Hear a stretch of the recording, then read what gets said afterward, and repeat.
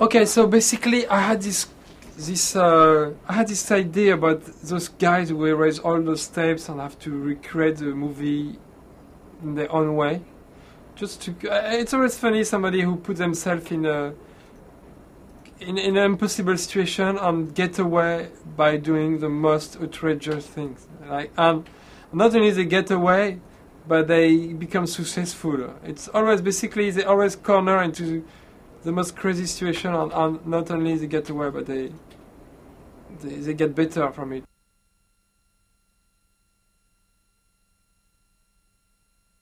Well, there is Mike, Mos Def, who is basically the guy who runs the store when his boss, Mr. Fletcher, who is played by Danny Glover, is away.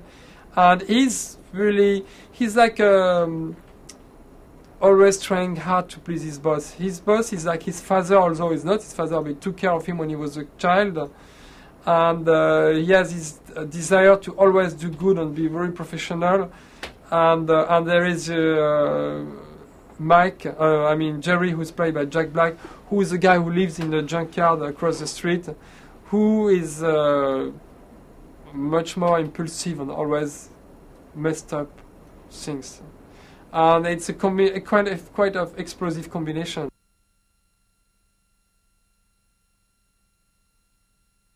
Well, we wanted to do movies that are not from movie buffer.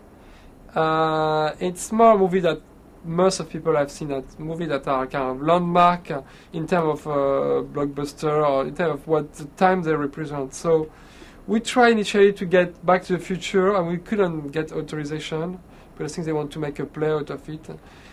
And we switched to Ghostbuster, which is, to my sense, even better.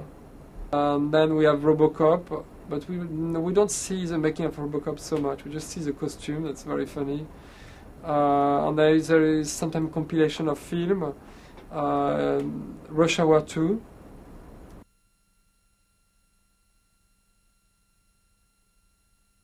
It was very important. I said to everybody, including myself, let's not watch the film, because then if you watch the film, it becomes a process of imitation, reproduction, and it becomes trust. I wanted to play with the memory of what we have. The memory, how we can remember a film. When I did this exercise, I took a piece of paper and I took Ghostbusters and I said, okay, I will try to make a screenplay of 20 pages or less, or maybe 10 pages of the entire film, how I remember it. But like what your brain will select amongst all the information, because you saw all the film, and if you see the film again, you will remember every scene, or most of the scene.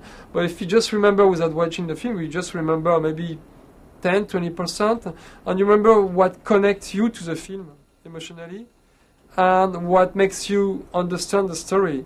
And I think that's what you need to shoot the film in a correct way.